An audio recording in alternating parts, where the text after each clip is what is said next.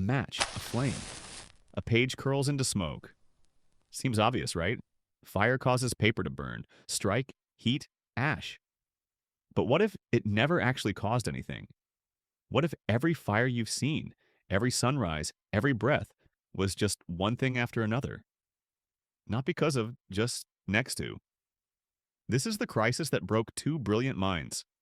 Centuries apart, speaking different tongues, but haunted by the same doubt. How can we ever be certain that anything causes anything? Picture a man in a vast, infinite library. Endless shelves, millions of books. Some are gibberish, some profound. Some repeat the same sentence forever. He's looking for one thing, the book that explains it all, the key to why things happen, the true cause behind everything. But the deeper he searches, the more he realizes none of the books agree. Some contradict each other. Some just say, God did it. Others whisper, it's only your mind playing tricks. Now pause with him, in that silence. Do you keep searching, or do you stop and start writing your own book? One man stopped searching and turned to the divine. The other kept going and laughed. Both wandered the same library. Both questioned the same thing, causality. And both wrote book after book, not because they found certainty, but because they couldn't stop asking. Meet David Hume, 18th century Scottish philosopher and historian. Edinburgh, Age of Enlightenment. A man who smiled as he pulled the rug from under certainty itself. And Abu Hamid Ghazali, 11th century Persian Islamic theologian, philosopher, and mystic. Baghdad, Golden Age of Islam.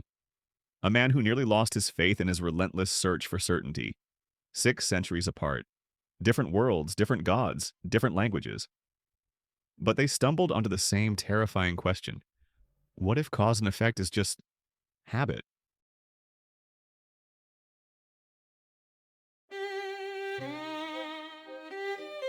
David Hume was born in Edinburgh in 1711. Unlike Ghazali's spiritual agony, Hume carried his skepticism almost playfully, a warm smile masking razor-sharp doubts. At 15, he was already devouring philosophy. By his 20s, he had written his masterwork, a treatise of human nature, which he later joked had fallen dead-born from the press. The world wasn't ready for him yet. Undeterred, he declined a traditional university post, choosing instead to lecture privately and refine his ideas on his own terms. He once wrote, "Reason is and ought only to be the slave of the passions." It was not cold logic, but human habit, feeling, and instinct that carried us through life. He relished dinners with friends, jabs at dogmatists, and the good humor of admitting we don't know as much as we think we do.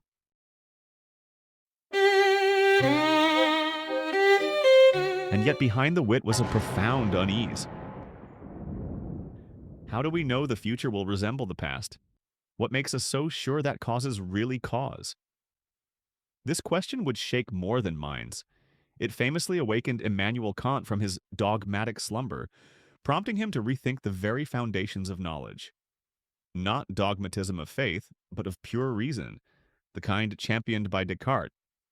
A story for another time.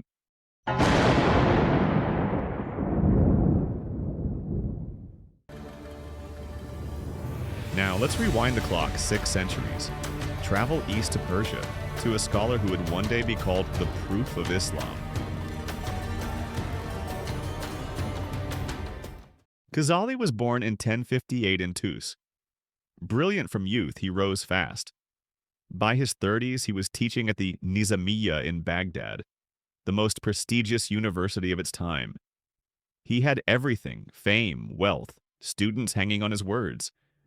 And then, collapse. His voice faltered. His hands shook. Words stuck in his throat.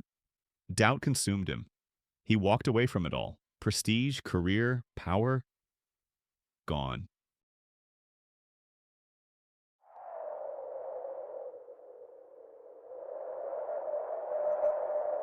For a decade, he wandered, searching not for applause, but for certainty. Like Hume after him, Ghazali knew, the senses deceive. The moon looks tiny to the eye, yet reason tells us it is vast. So reason judges the senses. But what judges reason? What judge sits above the judge? Here, Ghazali turned to the mystics, to the Sufis. Through silence, fasting, prayer, he claimed to find something reason alone could not, a light cast into the heart by God.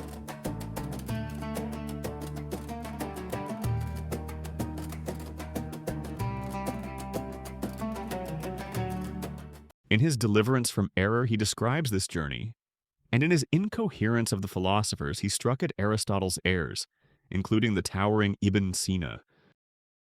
He didn't reject philosophy altogether. He mastered it and its tools, especially logic, which he praised. Yet he concluded, ultimate truth went beyond syllogisms.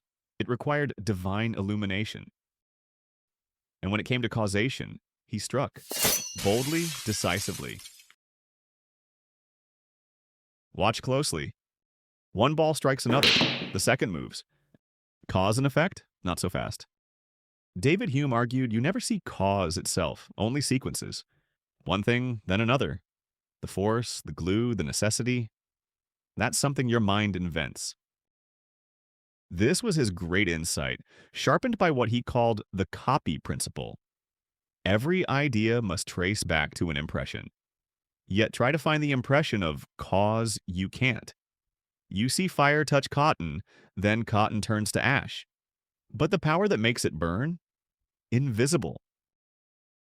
Why then do we expect bread to nourish, fire to burn, the sun to rise?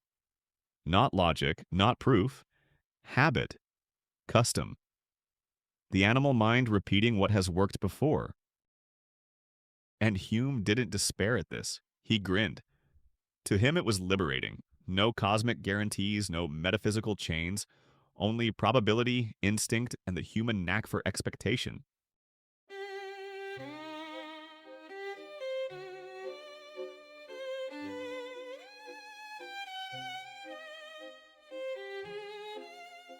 Centuries earlier, Ghazali faced the same puzzle. But where Hume saw habit, Ghazali saw something else entirely. The direct hand of God.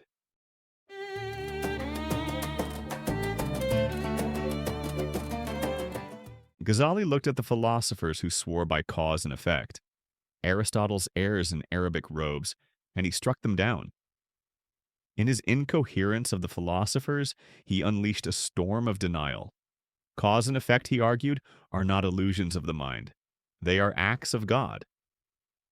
This view, called occasionalism, says fire doesn't burn cotton because of some hidden natural law. God makes the cotton burn every single time it touches fire. The regularity we observe isn't nature's pattern, but God's consistent will. The flame has no power of its own. It is only the stage. The true actor is divine will. And this point was not small. To give nature independent power was, for Ghazali, to rob God of his sovereignty. That, he declared, was heresy. Every moment is a miracle, disguised as routine. And here's the striking part. Centuries apart, Ghazali and Hume both denied that cause and effect exist in nature. They saw the chain break, and each tried to fill the void it left. For Ghazali, the universe is like a movie. Frame by frame, God creates each moment anew. Fire doesn't burn cotton. God burns cotton in the presence of fire. The flame is just the occasion, not the cause. For Hume, the mind stitches sequences into connection.